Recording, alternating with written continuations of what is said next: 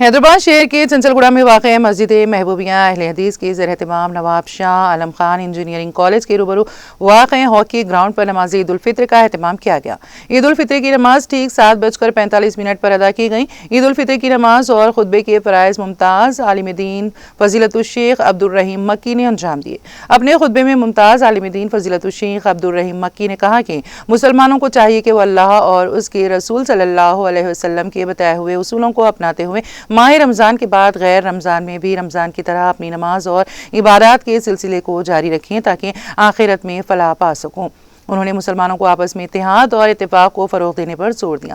آخر میں عبد الرحیم مکی نے رغبت انگیز دعا بھی کی۔ اس موقع پر صدر مسجد کمیٹی محبوبیہ اہل حدیث عبد القدیر عرف جاوید، سیکریٹری عبد القدیر، نائب صدر عتیق بن اسحاق، خازن عبد الواجد اور مسجد کے ذمہ دار عبداللہ بن اسحاق عرف افروز کی نگرانی میں نماز عید الفطر کے مؤثر انتظامات کیے گئے۔ عید کی نماز کے موقع پر مسجد محبوبیہ کی جانب سے منتخب والنٹیئرز نے بھی بخوبی خدمات انجام دیے۔ اس موقع پر خواتین کے لیے پردے کا خصوصی انتظام کیا گیا تھا۔ مرد و خواتین کی کثیر تعداد نے نماز عید الفطر ادا کی۔ بعد نماز عید تمام مسلمانوں نے ایک دوسرے سے بغل گیر ہو کر عید کی مبارکباد پیش کی۔ اس موقع پر پولیس کے سخت ترین حفاظتی انتظامات کیے گئے تھے۔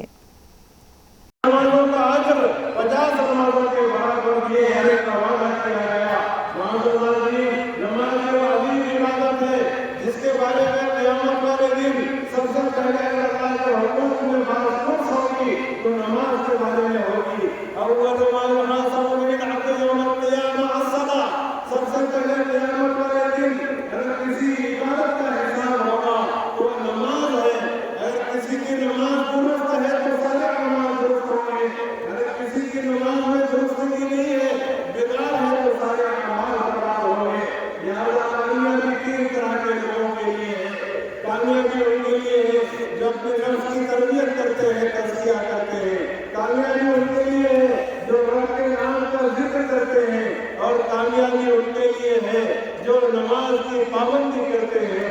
ہماری خواتین کے لیے اللہ کے رسول صلی اللہ علیہ وسلم نے بڑی اہم خوشخبری سنائی ہے۔